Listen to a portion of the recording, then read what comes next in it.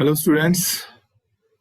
हमने अपने पिछले वीडियो में क्रिस्टल्स के मिलर इंडिसेस के बारे में बात की थी बेटा, कि हम किस तरीके से मिलर इंडिसेस के हेल्प से प्लेन्स को रिप्रेजेंट करते हैं। आज हम कुछ और करेक्टरिस्टिक्स की बातें करेंगे किसी भी क्यूबिक क्रिस्टल के बारे में। हम आज के लेक्चर में बात करेंगे, जैसे हमने नाम पहले भी सुने हैं, सिंपल क्यूबिक है, बीसीसी है, एफसीसी है, ठीक है। तो इनकी डिफरेंट डिफरेंट प्रॉपर्टीज के बारे में हम आज की वीडियो में बात करेंगे। सो आज जो हमारा वीडियो है बेटा, it is regarding this is regarding क्या करना, sorry, it will B regard, एक मिनट भाई, एक मिनट। आज जो हम बात करने वाले हैं, this is regarding the characteristics of cubic crystal. We'll talk about characteristics of cubic crystal. ठीक है, क्यूबिक है तो अगर मैं आपसे कहूं कि भाई हमारे पास किसी यूनिट सेल का हमने वॉल्यूम निकालना है, वॉल्यूम ऑफ यूनिट सेल, तो क्यूब है ना,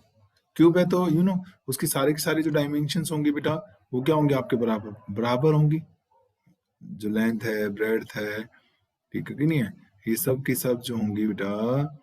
वो इस तरीके से होगा। ये हमारा इस तरीके से हम बोलते हैं, ठीक है।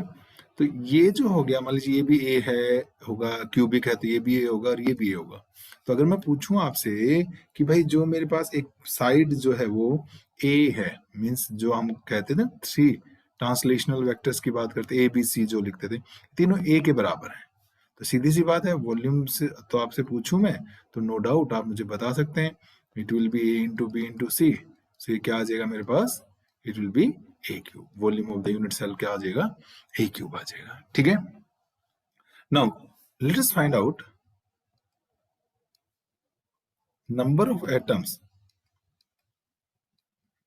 It is number of atoms per unit cell, number of atoms per unit cell, or we can call it as effective number of atoms, इसको यूं भी कह सकते हैं, in a unit cell, effective number of unit cells, sorry, effective number of atoms, it will be like, yes, this will be effective number of, sorry, effective number of atoms in a unit cell। देखो बेटा, actually क्या है कि भाई जितने भी atoms हैं, मान लीजिए फॉर एग्जांपल मैं ये कहूं कि मेरे पास एक एटम है, यहां पर एक एटम रखा हुआ, मान लीजिए ये एटम इस कॉर्नर पर। तो अब जो हमारी ये यूनिट मैंने सेल दिखा रखी है, ये पूरा का पूरा एटम इसमें है ही नहीं, इसका कुछ पोर्शन जो है मेरे पास, जो ये वाला पोर्शन है, बस वही इसके इससे आ रहा है कि नहीं आ रहा है। आपको पता है, अगर 3D में सोचेंगे आप तो it will be shared by 8 unit cells. हम आपको पढ़ाते हैं, एक जैसे यहाँ पर होगा हमारा, एक पीछे की तरफ होगा, एक यहाँ हो गया, 4 इनके ऊपर वाले हो जाएंगे, है ना। एक तो जैसे फॉर एग्जाम्पल मैं कहूँ कि भाई एक आपका ये वाला यूनिट सेल हो जाएगा हमारे पास इस तरीके से, एक कुछ यहाँ पर होगा, एक आपका ये, तो 1 2 3 4 तो यही हो गए, ठीक है, और 4 इनके ऊपर होंगे,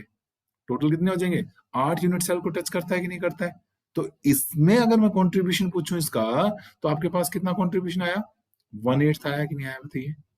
एक यूनिट सेल के इससे। तो ये बात करना चाह रहे हैं हम कि जो डिफरेंट डिफरेंट एटम्स होते हैं उनका एक यूनिट सेल में कितना कंट्रीब्यूशन होता है, ठीक है कि नहीं है। तो जो मान लीजिए एनसी में मान लेता हूं, नंबर ऑफ एटम्स, एनसी जो है बेटा वो number of atoms at the corner है, corner of unit cell, hence the number of atom at the corner of unit cell। और अभी मैंने बताया इसका कंट्रीब्यूशन कितना होता है, 1/8 होता है कि नहीं होता है, क्योंकि जो कॉर्नर पर एटम होता है it is touched by shared by 8 unit cells हो गया, ठीक है। मान लीजिए NF में मान लेता हूं, it is the number of atoms at the centre, at the centre of the face of unit cell. अब अगर एक फेस पे यहाँ पे ये देखो, जैसे फॉर एग्जांपल मान लो यहाँ एक एटम हो, तो मैं फेस सेंटर बना रहा हूँ आपको, ये देखो बेटा, ये हो गया फेस डायगोनल्स ड्रा कर दिए मैंने, और यहाँ पर एक एटम होता, कहाँ पर, ए यहाँ पर होता, तो ये कितने यूनिट सेल को टच करेगा, एक तो ये वाले यूनिट सेल को, और किसके साथ शेयरिंग होगी, एक इसके साथ शेयरिंग हो जाएगी, जो हमारे पास यहाँ पर यूनिट सेल एक यहाँ पर भी तो आएगा, इस तरीके से बनी हुई होगी एक आगे भी, अगर मैं बनाऊं इस तरीके से तो यहाँ पर भी एक बनी हुई होगी कि नहीं होगी बताओ मेरे पास, ठीक है। तो ये सिर्फ कितनों को टच करेगा, सिर्फ इन दो को टच करेगा ना, जैसे कॉर्नर तो 8 को टच कर रहा था, लेकिन ये वाला जो है बेटा, इसमें ये इतना हिस्सा तो आपका किसमें चला गया, इस वाले में चला गया, और अगर हम बात करें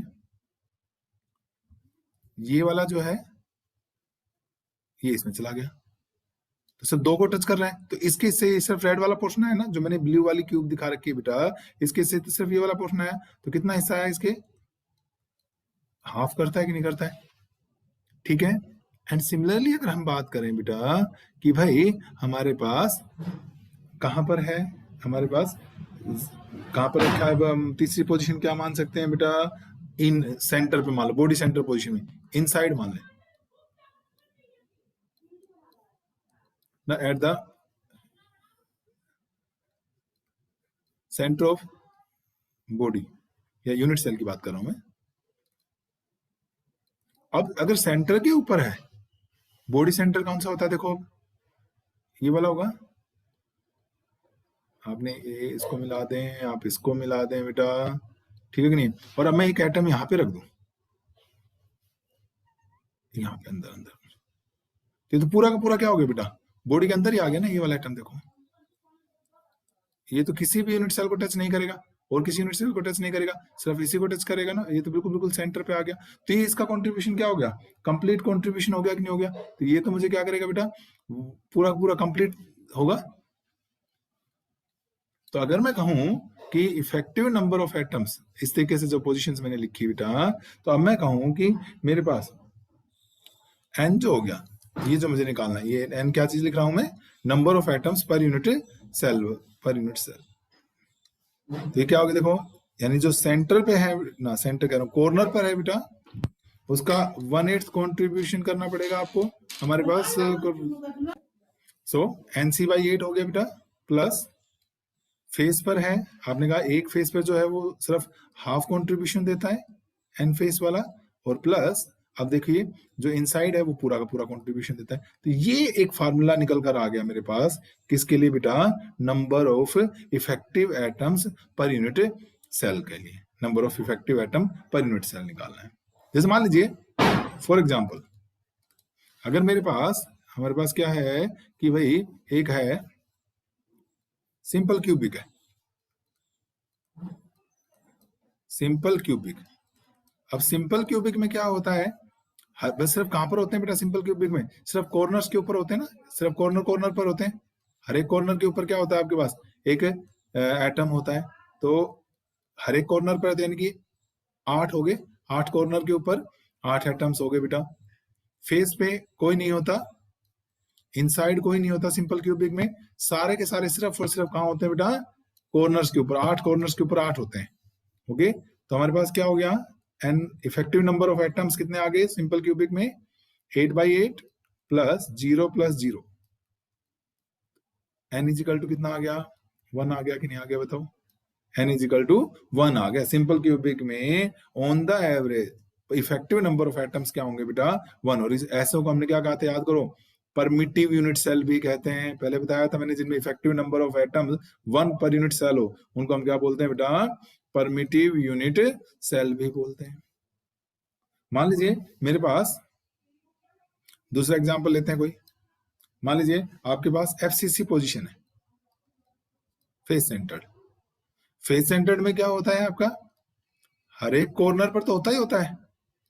साथ में हर फेस पर एक सेंटर पे, हर फेस के सेंटर पे एक एटम होता है, तो कितने हो जाएंगे सोचो, कितनी फेस होती है, 6, तो हर एक फेस के ऊपर एक एक हो गए, तो फेसेस के ऊपर कितने आ गए, 6, हाँ इनसाइड कुछ नहीं होता, तो इनसाइड कितना हो गया, 0, तो नंबर ऑफ इफेक्टिव एटम कितने हुए देखो बेटा, 8/8, कॉर्नर वाले को 8 से डिवाइड करेंगे, प्लस फेस 6/2 प्लस, ठीक है, 0, तो आ गया 1+3, और 1+3 कितना आ गया, 4 आ गया, ठीक है। और 4 है तो इसलिए क्या होगा, नॉन परमिटिव होगा कि नहीं होगा बताओ, तो it will be example of non primitive unit cell. ये नॉन परमिटिव सेल का ही हो गया हमारे पास। और देख सकते हो आप बेटा,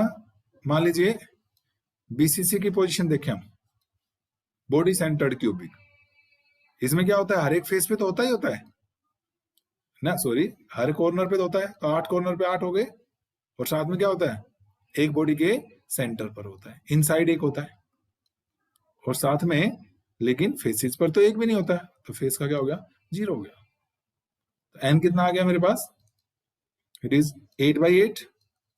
फेस पे 0 और 1, तो ये कितना आ गया बेटा, 2 आ गया। अगेन क्या बन गया आपका, नॉन परमिटिव यूनिट सेल हो गया कि नहीं हो गया। तो इस तरीके से आप बेटा किसी भी यूनिट सेल के अंदर क्या निकाल सकते हो कि इफेक्टिव नंबर ऑफ एटम्स कितने हैं। मतलब ये बात समझ लें बेटा कि कॉर्नर पर जो होता है, it is touched by shared by 8 unit cells, तो एक के इससे तो 1/8 दिया है कंट्रीब्यूशन। फेस वाला मैंने अभी समझाया था आपको 1/2, और भाई जो इनसाइड है वो कंप्लीट कंट्रीब्यूशन देगा, 1 ही कंट्रीब्यूशन देगा। तो ये फार्मूला हमने निकाला और कुछ एग्जांपल्स हमने यहाँ पर डिस्कस कर लिए, ठीक है। चले आगे, और आपको तो जब भी बैक में आना हो, बैक में आके देख सकते हैं यहाँ पर। अब हमारे पास नेक्स्ट है बेटा coordination number, it is coordination number. देखो बेटा कोऑर्डिनेशन नंबर क्या होता है, CN से डिनोट करते हैं। एक्चुअली किसी भी एटम का नंबर ऑफ नियरेस्ट एटम जो होते हैं ना, किसी पर्टिकुलर एटम की आप बात कर रहे हो, तो वो उसका कोऑर्डिनेशन नंबर कहलाता है। मतलब this is the number of nearest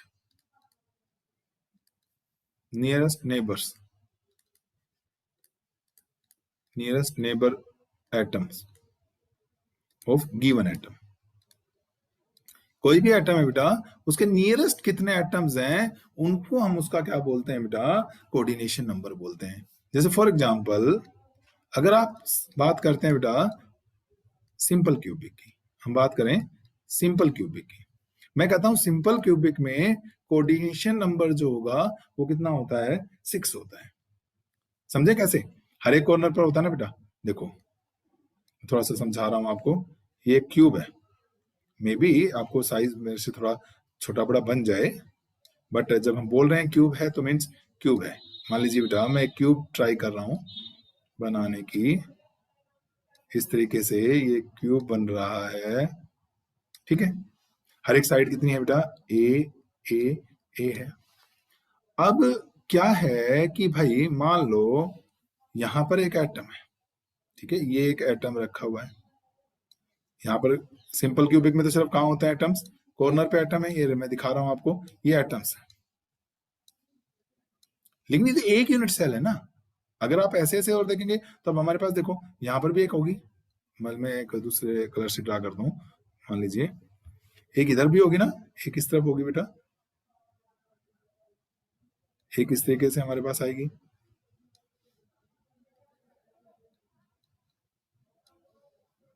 बना रहा हूं, ठीक है। यहाँ पर भी क्या होंगे, एटम्स होंगे इसके कॉर्नर्स पे। मतलब इसको भी अगर मैं आगे बनाऊं तो आपका कैसे बन जाएगी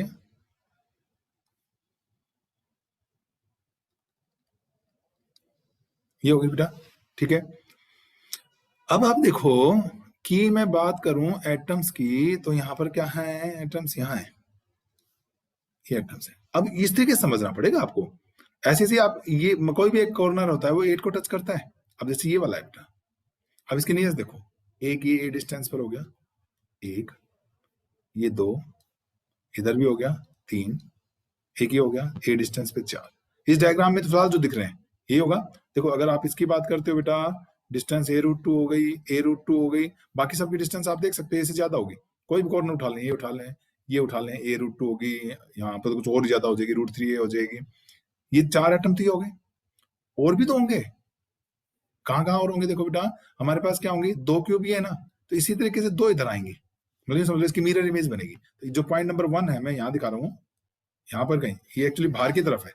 3D में सोच कर देखें बेटा, तो वो नंबर 5 हो जाएगा, और एक इसके ऊपर भी तो जाएगा, इनके ऊपर भी तो 2 क्यूब आएंगे ऐसे कैसे, तो एक यहाँ कहीं आ जाएगा बेटा 6 नंबर, और ये 5 यहाँ नहीं है, इस प्लेन में नहीं है बेटा, कभी कंफ्यूजन, बाहर की तरफ है, ठीक है, बाहर की तरफ लेकर आए इसको, तो ये 5 और ये क्या हो गई 6, बाकी आप देख लें सब दूर हो जाएंगे इससे, तो 6 इसके नियरेस्ट एटम्स हो गए। तो सिंपल क्यूबिक मतलब ऐसे 3D में एक बार सोचना पड़ेगा, थोड़ा सा लिटिल बिट स्ट्रेस लेना पड़ेगा यहाँ पर समझने के लिए 3 डायमेंशन में। तो इसके कितने होंगे बेटा 6, समझे, 1 2 3 4 तो दिखा सकता हूँ मैं, क्योंकि 3D नहीं है ये प्लेन, मैं नहीं दिखा सकता, तो ये बाहर की तरफ आएगा, ये चीज बाहर की तरफ लेकर आओ, ये आ जाएगी, मतलब 1 की मिरर इमेज जहां बनेगी समझ लो, और ऐसे ही इस 4 की मिरर इमेज यहाँ बनेगी ऊपर की तरफ समझ लो, ठीक है। 2 की बनेगी लेकिन वो इससे दूर हो चुका होगा, 3 की बनेगी वो भी इससे दूर हो चुका होगा, ए डिस्टेंस में, तो नियरेस्ट कितने हैं बेटा 6। तो सिंपल क्यूबिक में कोऑर्डिनेशन नंबर कितना हो गया आपका सिंपल। ऐसे ही आप एफसीसी को समझने की कोशिश करेंगे बेटा, समझिएगा एक बार, एफसीसी में जो कोऑर्डिनेशन नंबर होता है वो होता है 12। सिंपली आप बीसीसी में ट्राई करेंगे तो बीसीसी में नियरेस्ट जो होता है बेटा वो कितना होता है आपका 8 होता है, ठीक है। आप खुद एक बार सोच कर देखें, फेस सेंटर्ड में क्या होता है कि भाई फेस की सेंटर पे भी हमारे पास क्या आ जाएगा, एक एटम आ जाएगा ना, तो उस हिसाब से हम बनाएंगे। जैसे मान लो जी एक एटम यहाँ आ गया, फेस के सेंटर पे आ गया, एक इस फेस पर भी आ गया, एक यहाँ पर भी आ गया, मैं इसमें थोड़ा सा बना रहा हूँ, एक यहाँ पर भी आ गया, मान लो इसके रेस्पेक्ट में देखेंगे तो आप देखो, अगर ये डिस्टेंस देखते हैं आप एक, ठीक है, ये कितनी होती है a/√2 होती है ना, एक ही हो गई, a/√2 हो जाएगा इस तरीके से। कौन सी फेस का, इसकी बात करें तो 1 2 3 4, कितनी फेसेस को ये टच कर रहा है वो देख लें बस आप, ठीक है। तो ऐसे बनाते जाएंगे आप, जैसे एक ये टॉप वाली है, इसका सेंटर a/√2 पे हो गया, इस वाली का भी a/√2 हो गया, 2 आगे की तरफ होंगी, होंगे कि नहीं होंगे बताओ इनकी, तो 1 2 3 4 तो यही होगी, अच्छा जी, अब ये हो गया 5, ये हो गई 6, ये हो गई ये वाली फेस, बस आगे आगे वाली 6, एक ये वाली जो ये वाली बनेगी, इसका इस तरीके से 7, समझ रहे हैं, और फिर इससे ऊपर वालों पे जाएंगे आप, तो टोटल कितने बन जाएंगे हमारे पास 12 कोऑर्डिनेशन नंबर बन जाएंगे, ठीक है। नेक्स्ट जो हमने प्रॉपर्टी निकालनी है अब वो है बेटा हमारे पास, हमने निकालना है बेटा एटॉमिक रेडियस, नंबर 4 है। अब मैंने क्या कैलकुलेट करनी है आपकी,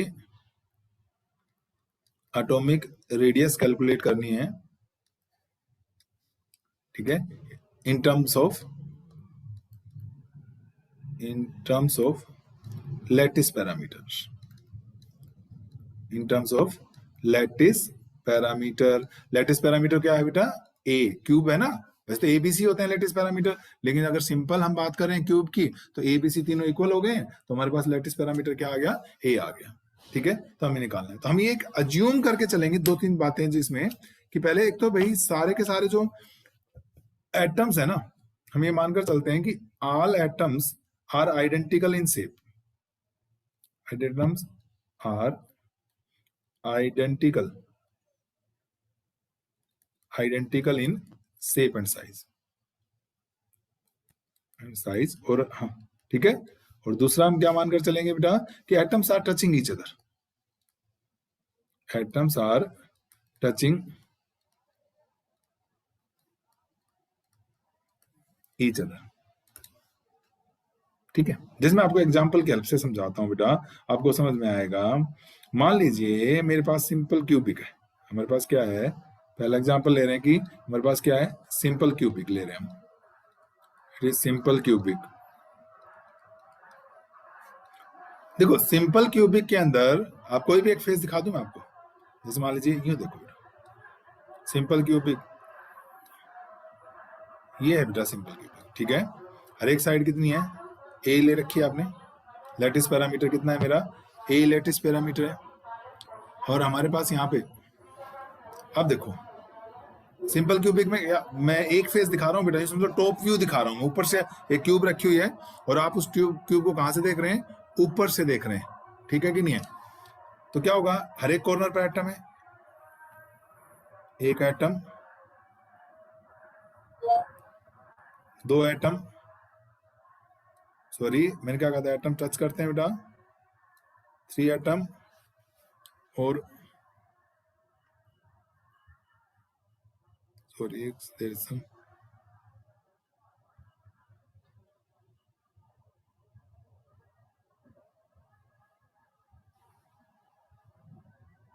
थोड़ा सा डिस्टर्बेंस हो गया बेटा, सॉरी।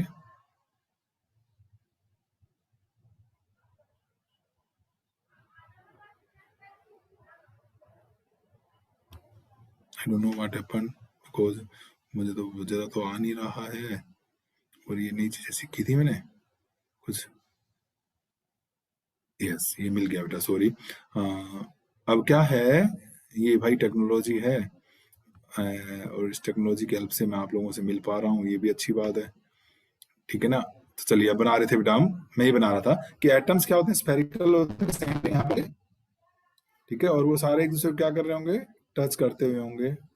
और ऑल आर में भी छोटे बड़े दिख रहे हो हमें, मेरे से बन जाते होंगे, क्योंकि बहुत अच्छा सा नहीं है मेरी ड्राइंग और ना ही मेरे कंट्रोल। ये है, मान लीजिए 2 बड़े 2 छोटे नहीं है बेटा, एक तो मान लें, बस ये मैंने ऊपर लिख दिया इसलिए, they are identical in shape and size. तो इसकी ये रेडियस होगी बेटा, ये कितनी है, आर, और ये भी कितनी है, आर। तो अगर आप देखें तो हमारे पास क्या हो गया, 2r जो है, समझ में आ रहा, ये जो 2r है दैट इज इक्वल टू क्या हो गया आपका, ए हो गया कि नहीं हो गया,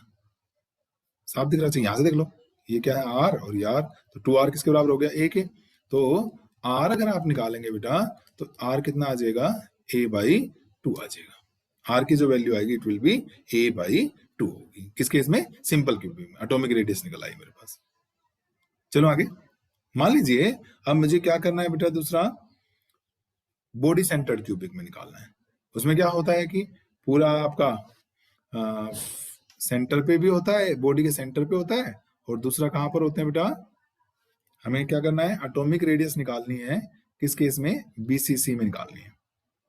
एक बिल्कुल बॉडी के सेंटर पे होगा, और कॉर्नर में देखो, मैं एक साइड व्यू दिखा रहा हूँ बेटा, मान लीजिए हम यूं देख लो, समझ लो, ठीक है, ये है, ये है,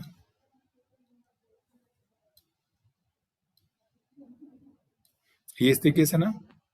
थोड़ा सा भी समझना पड़ेगा एक बार। मान लो बेटा, मैं थोड़ा सा कलर्स की हेल्प से आपको समझाने की कोशिश कर, ये ए कॉर्नर है मेरे पास, और बॉडी डायगोनल कहाँ जाएगा बीसीसी में, ये वाला, ये हमारे पास बी है। ए डायमेंशन, पहले तो मुझे बताओ, जो बॉडी डायगोनल होता है ए बी, क्या ये √3a होता है, जो बॉडी डायगोनल है, क्या ये √3a होता है बेटा, किसी भी फेस का आप निकाल लें, कैसे निकालेंगे, पहले से इसको निकाल लें, ये फेस डायगोनल तो कितना होता है, √2a, तो ये एक साइड बन गई √2a जो दिखा रखे हैं, और इसके परपेंडिकुलर है ये ए और ये बी, और ये कितना हो गया, ए हो गया। तो अगर आप इसको मिलाओगे ए बी को, तो देख लो अब कितना आ जाएगा, √3 आ जाएगा कि नहीं आ जाएगा, इज इट ओके बेटा।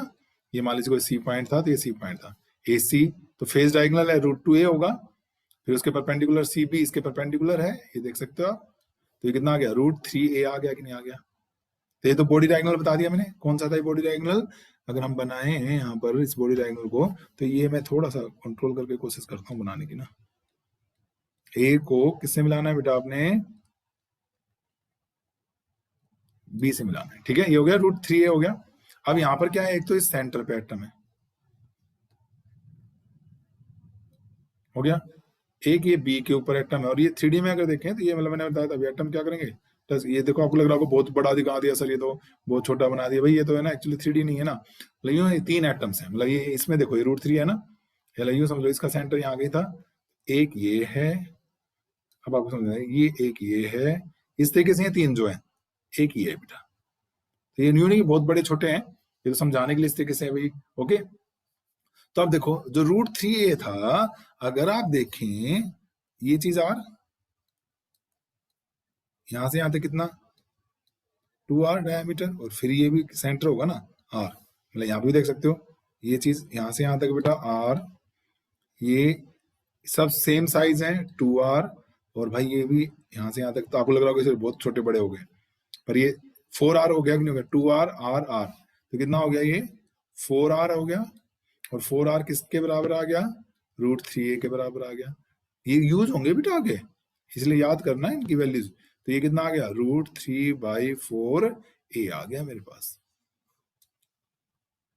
ठीक है, बीसीसी के अंदर एटॉमिक रेडियस मैंने फाइंड आउट की, और जो एटॉमिक रेडियस आ गई वो कितनी आ गई बेटा, √3/4a आ गया हमारे पास। बताओ ठीक है बेटा, ये जो बॉडी डायगोनल था इस तरीके से है ये, तो बॉडी डायगोनल बताया मैंने तुम्हें, और फिर इस तरीके से सोल्व कर दिया। √3r होता है, और एक ही सिचुएशन समझ लें, 4r कैसे हो गया, ये r, ये 2r, और ये कितना हो गया हमारा r हो गया बेटा। ठीक है, ऐसे ही अब हम, और क्या था हम पढ़ रहे थे बेटा, एफसीसी। एफसीसी के अंदर निकालनी जरा एटॉमिक रेडियस, अब हमें निकालनी है atomic radius, atomic radius in FCC, face centred cubic. Face centred में कॉर्नर के अलावा हर फेस के सेंटर पे भी होगा। मान लेते हैं, चलो ये एक फेस दिखा रहा हूं बस मैं, अरे भाई ये क्या है यार, ये कंट्रोल जो है ना इसका, ब्लैक बोर्ड पे चौक से लिखते हैं हम लोग तो ज्यादा अच्छा कंट्रोल रहता है हमारा, और ये इस तरीके से मैं तो थोड़ा सा रबी करूंगा क्योंकि मुझे अच्छा नहीं लग रहा, बेकार बेकार सी बन जाती है कुछ,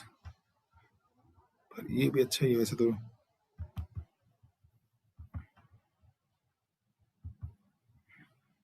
इसका उन्होंने हमें थोड़ा सा तो चलो सिखाई, चीजें सीखी हमने भी, ये है मतलब। हाँ तो भाई हम कह रहे थे एक बार थोड़ा सा, एक्चुअली मैं बात बता ही रहा था कि बेटा पता नहीं इस बार तो ये जो टेक्नोलॉजी है, ओके, ये मेरी थोड़ी सी हेल्प कम हो पा रही है, मैं समझ कम पा रहा हूँ इसे, मतलब ये उतना जैसे चौक और डस्टर जितना कंट्रोल में रहते हैं उतने डस्ट कंट्रोल में ये सब नहीं रह पाता है हमारा। ओके चलिए खैर, एनीहाउ हम बात कर रहे थे बेटा किसकी, इट वाज रिगार्डिंग, किस में निकाल रहे थे बेटा, एफसीसी की बात कर रहे थे ना,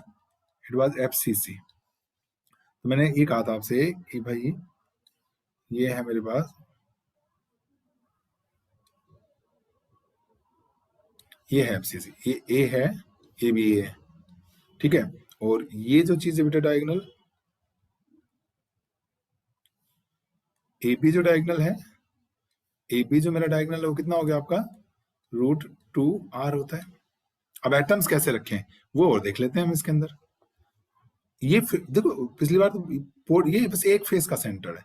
एक फेस के सेंटर पे एक एटम ये हो गया बेटा, atom are spherical in shape, एक बी को सेंटर मानकर एक एटम ये हो गया मेरे पास, and they are touching each other. मैंने थोड़ा सेंटर वाले को ज्यादा ही छोटा बना दिया,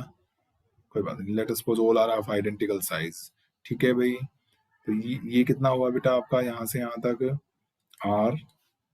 ये डायामीटर बन गया पूरा 2r, और फिर से ये क्या बन गया बेटा, r बन गया। तो जो इस डायग्राम के हेल्प से देखूं तो ए बी मेरा कितना आ गया, 4r आ गया। ठीक है, तो 4r इज √2r आ गया। तो r की अगर आप वैल्यू निकालेंगे बेटा, ये क्या हो गया, ए बी जो था, ए बी, सॉरी यहाँ पर गलत है बेटा, ये कितना होगा आपका, बताओ बताओ शाबाश मुझे, ये √2a था। ठीक है, तो 4r इज √2a, तो r की वैल्यू कितनी आ गई, √2a/4, दैट इज a/2√2 आ गई। तो इस तरीके से आप डिफरेंट डिफरेंट ज्योमेट्रीज में बेटा क्या फाइंड आउट कर सकते हो, एटॉमिक रेडियस फाइंड आउट कर सकते हो in terms of lattice parameter. ठीक है, तो एक बार यहीं तक समझिएगा, मुझे लग रहा है कुछ थोड़ी टेक्निकल प्रॉब्लम हो रही है आज, बार बार आप बीच में देख रहे हैं डिस्टर्बेंस भी आ रहा है, तो मैं आज को यहीं रोक रहा हूँ अपने वीडियो को। अगले वीडियो में हम लोग ना इन सब का यूज करेंगे, जो ये रेडियस निकाली, अब आप सोचेंगे रेडियस यानी इफेक्टिव नंबर क्यों निकाला हमने, तो अगले वीडियो में आपको समझ में आएगा जब मैं आपको पैकिंग फ्रिक्शन कैलकुलेट करवाऊंगा डिफरेंट डिफरेंट शेप और साइज के लिए। ठीक है, तो अगले वीडियो में हम इसको करेंगे बेटा। Thank you.